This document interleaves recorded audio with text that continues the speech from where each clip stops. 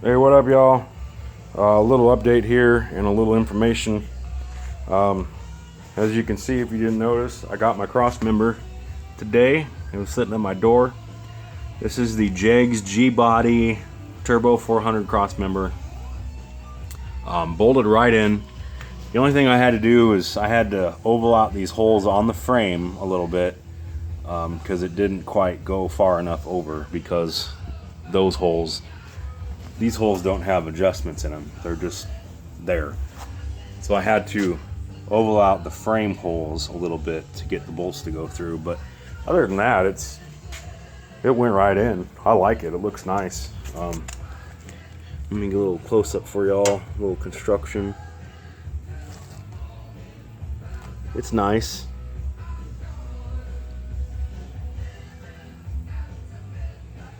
It's a good looking piece. I believe it came powder coated. I think that's powder coated. So if y'all haven't followed much, this is for a Turbo 400. All the research I've done says that a Turbo 400 will go into a G-body chassis with the stock crossmember. So here's the stock crossmember. You should be able to put a Turbo 400 on this crossmember.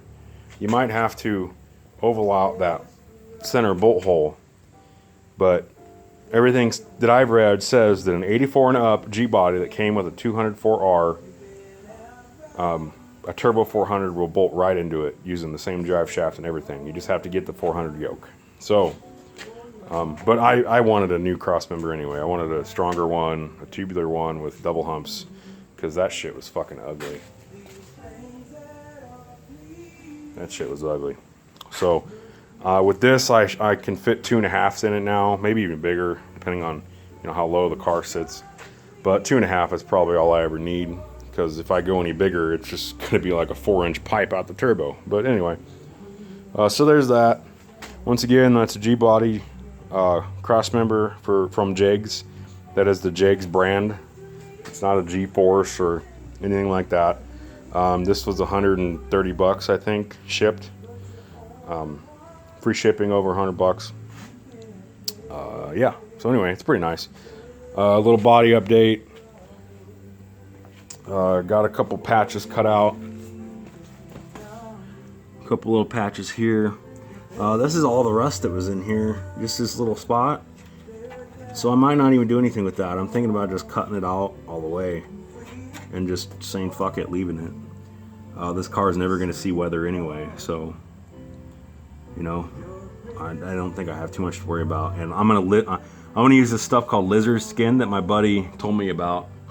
It's a sound deadener and like a liner, kind of like a bed liner. So I'm gonna do all the wheel wells and undercarriage and all that shit. So anyway, I can fill this in right here with that stuff so that moisture and stuff doesn't get in there anyway. And then the other rust spot was here on this rocker. This is part of the rocker. If you get the expensive ones, you get this whole piece. It goes all the way back here behind the quarter. But I got the cheap ones, so it's just the rocker. And then obviously the rust here on the inside of the inner rocker, which I have that piece to replace. So anyway, got that done. And then I got this panel done. And I know that I cut this way too big. I don't know what the fuck I was thinking. I didn't have my head on. Sure, my camera isn't flipping over upside down. Anyway, should have cut this, maybe this way or maybe down like that.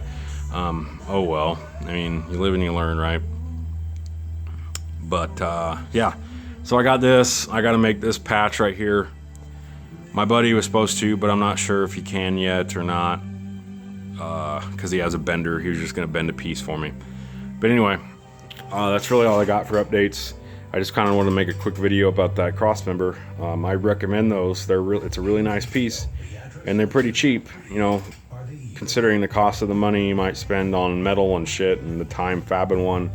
I think they're pretty nice, and they have them all the way up to from a Turbo 350 to a T5 to a 4L80, I believe. So look into it, y'all. Later.